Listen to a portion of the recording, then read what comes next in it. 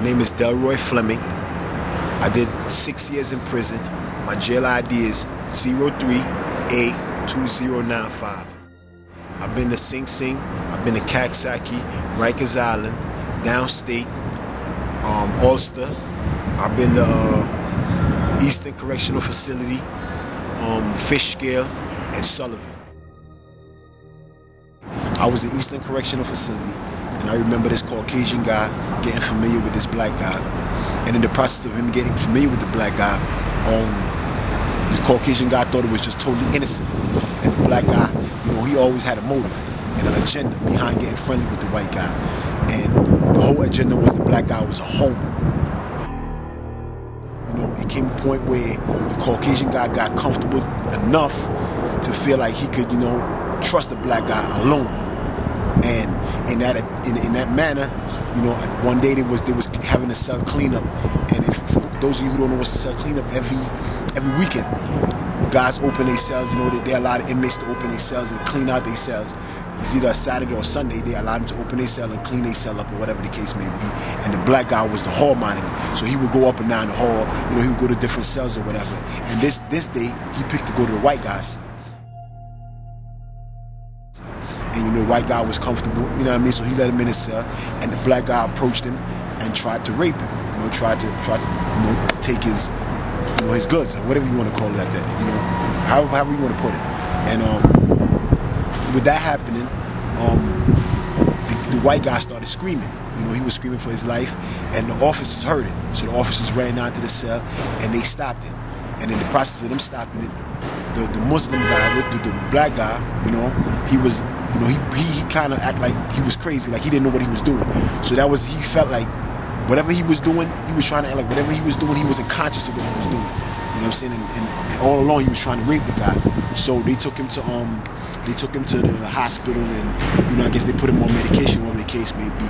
And that's the situation. That's one of the situations that you could be faced with in prison. You know what I'm saying? Because don't think that when you see R's or whatever the case may be that it's a joke. That's stuff that happened. This guy was walking the yard, and he approached this other guy, and he cut him right down the face, and his whole face was hanging, like leaking. And his approach was, he was trying to hold his face together, because it was hanging now and it was leaking. But as him holding his face together, the blood is leaking through his fingers, all through his fingers. So now it look like his hand is cut, but it's actually his face. So he was holding his face together, but the blood was coming through his hands. You know what I'm saying? You could look through his fingers and see that his face was cut. If you look good, you could just see that his face was cut and he was trying to hold it together. You know what I'm saying? You could actually see the skin moving under his fingers. And then he took his hand away from his face. And as soon as he took his hand away from his face, you just saw the blood start to leak, like leak down his face or whatever. And it's leaking through. So what he did was he took off his shirt. And he put his shirt against his face. His approach was trying to not let the police see that his face was leaking, that he got cut. Because after you get cut now, and the police see that, then it could be an infraction. Somebody that cut someone. An infraction is when you either get in a fight or you cut someone or whatever the case may be. The charge infraction is like a charge. It's just in jail charge. You know what I'm saying?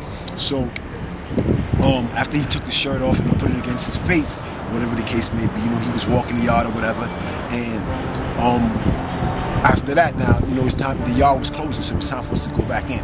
And in the process of him going back in, the officers peeped it, that it was leaking, because his blood was coming through his shirt, like he was holding his face with the shirt now. But the blood, it was so much blood that it had already leaked through his shirt. That's like a real serious cut. So after that, now the officer pulled him over, whatever, and they found out that he got cut or whatever. But by this time, they don't know who did it.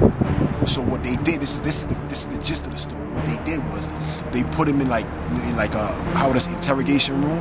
You know what I'm saying? And they left him there just leaking. And then they start questioning him about who did it and how it happened and whatever the case may be. And the funny part about it is the officer told the kid that he would charge him. He would be getting time for getting cut. Now that's crazy. You see what I'm saying? So how could you get time for getting cut? And the kid ended up telling them who cut him. So I'm just trying to show y'all how crazy it is when it comes to the shit that they would do to you in jail just to get what they want. You know what I'm saying? So they left him leaking. They didn't take him to the hospital to stitch him up right away. They left him leaking and asked him who did it. And if you don't tell us who did it, then you're gonna get time for getting cut.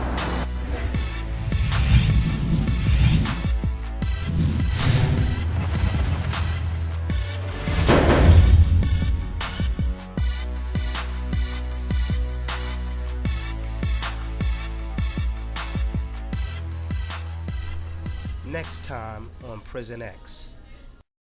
Once you have a name or a reputation and the guards don't like you, I have seen arms being broken. I've seen restraints beyond no measures that shouldn't have been, dealt with by force.